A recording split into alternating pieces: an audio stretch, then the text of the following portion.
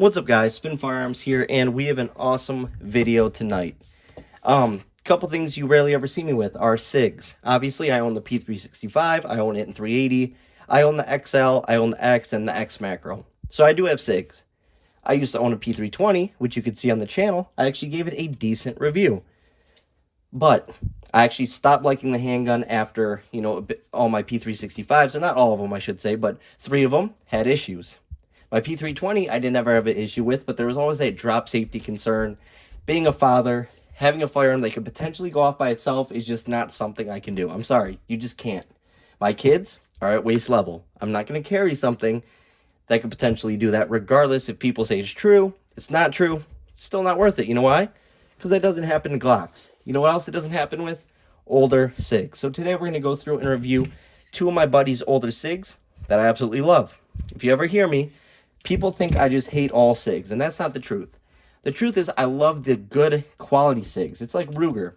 Ruger used to make great quality products. Heavy duty, meant for everyday carry, like rugged use.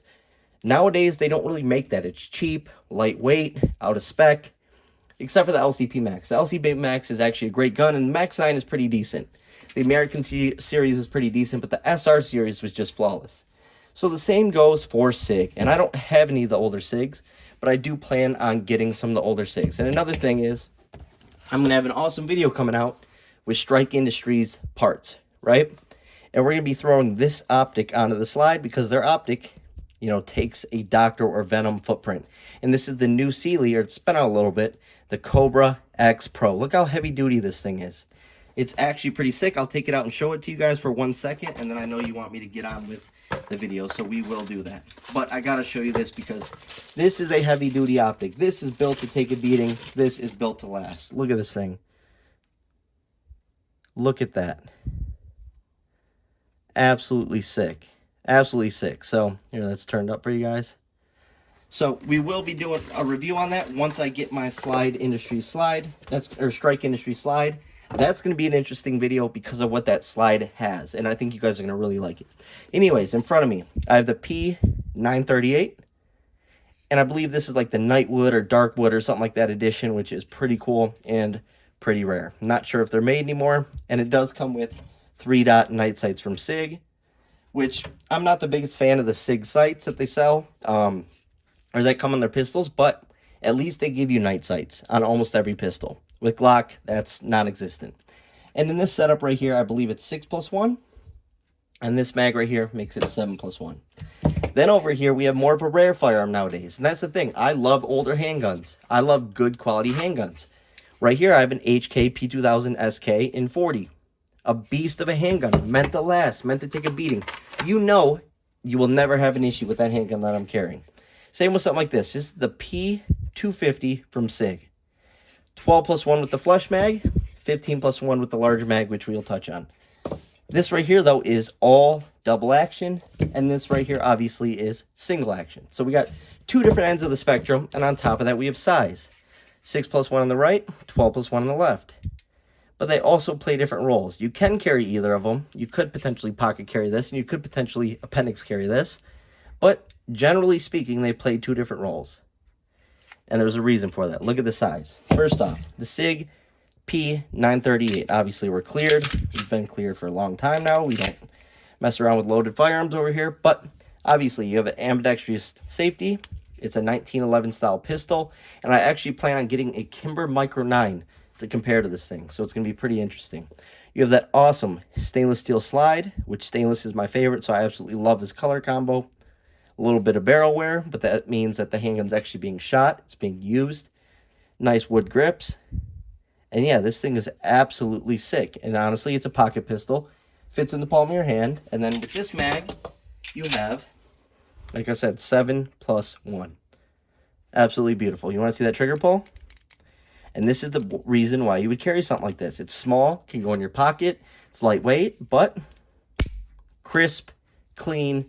There's still a nice defined wall, but at the same time, it is a very easy trigger to shoot, and the recoil is pretty dang minimal on a handgun like this. This is a great shooter.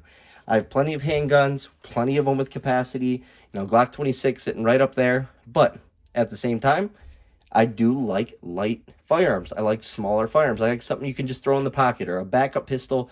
You know, you can just have appendix or whatever the case may be. I like stuff like this. So absolutely love this thing. Obviously no rail, not optics ready, but feel this thing. Compare this to a P365.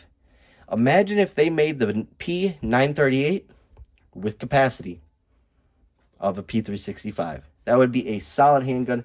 That would probably be the most sold handgun. That would just be ridiculous, because I know Kimber just put it out. You saw my CDS9 review. That's a double stack 1911 micro pistol, and that thing rips.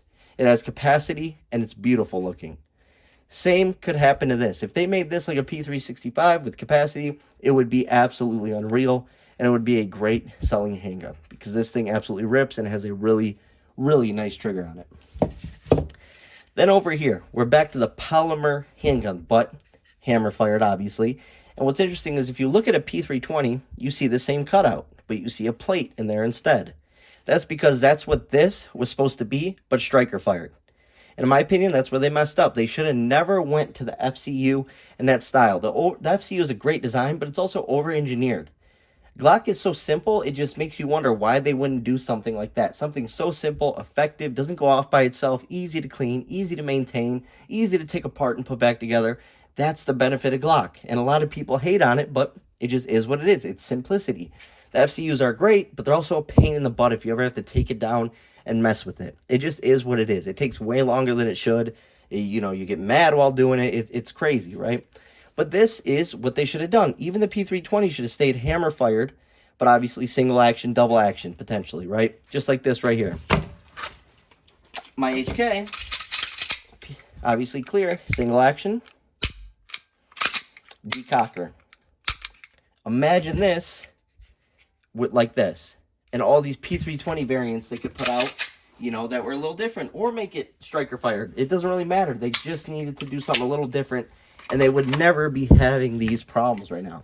But this P250 is a gem. If you find one of these at a local gun store, pick it up. Now, I will say, compared to shooting Glocks, Smith & Wesson, Springfields, it takes time to get used to. And the reason for that is that trigger, right?